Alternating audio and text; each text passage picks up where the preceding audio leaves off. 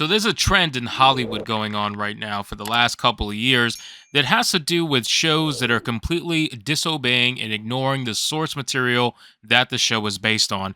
And then when they do ignore the source material completely, after season one fails, they usually try to come out and give you a fake promise that season two is going to somehow be the most canonical story ever. We promise, guys. Wink, wink. We're not going to screw you over a second time. No way in hell. And of course, the Rings of Power is probably the most famous one right now of this whole thing going down. Rings of Power season 2 is begging fans to come back and essentially telling them that they promise they're going to make it canonical, even though it's literally impossible for them to do so because they don't actually own any of the rights that would even be remotely close to being able to be canonical. They don't own the rights, so without the rights, they can't actually make the story canonical at all. And now we have another iteration of this, and this one comes from Henry Cavill's X show, The Witcher, where they just came out. Lauren Hissrich, the showrunner, just came out and is claiming that the upcoming third season is going to be the closest thing that they've ever done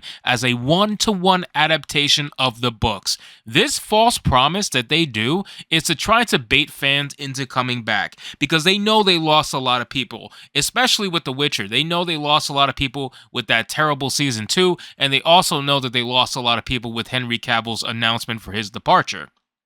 So we're going to get into the article, guys. This one comes from some good old Bounding Into Comics, and it says, after Henry Cavill exits the series, allegedly over issues with canon, Netflix's The Witcher showrunner Lauren Hissrich claims upcoming third season is going to be the closest thing that they've done to a one-on-one adaptation of the books. And it says, still hoping to save face with fans of Netflix's The Witcher following the exit of star Henry Cavill, a decision allegedly based on the actor's dissatisfaction with the series' treatment of the original stories. Showrunner Lauren Hissrich has claimed that the series' upcoming third season will be the closest thing that they've ever done to a one-on-one adaptation of the books. Let's just be flat out and let's just say it as it is.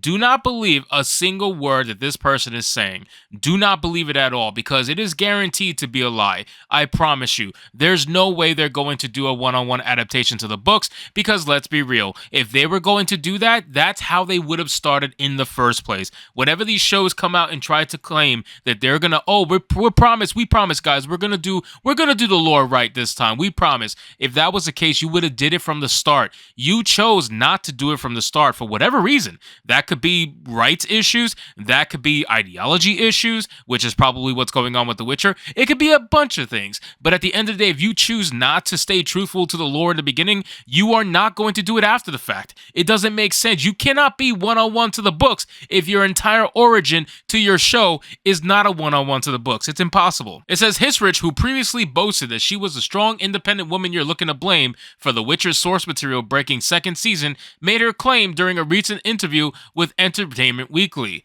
Speaking specifically to Cavill's sudden but unsurprising exit, Hissrich told the outlet, Henry has given so much to the show, and so we want to honor that appropriately, before lamenting how The Witcher's third season would be his last. Particularly because what is so interesting is that season 3 to me is the closest thing we've done as a one-on-one adaptation of the books. And I guess when it comes to a person like this, when you do 3% of following the original lore, right? So maybe one-on-one adaptation or the closest one-on-one for them is like 5%. You know what I'm saying? Like it's not don't take those words literally. When they say, "Oh yeah, this is the closest thing we've done to a one-on-one adaptation," that's political speak, okay? They're talking without actually talking. They're literally trying to come out and tell you something without telling you, and basically they're not going to do an actual true 100% one-on-one adaptation or anywhere close to that. If they're only at a 3%, they're probably going to bump it to a 5% and call it a day and try to claim that they were more canonical. That's all they're trying to do.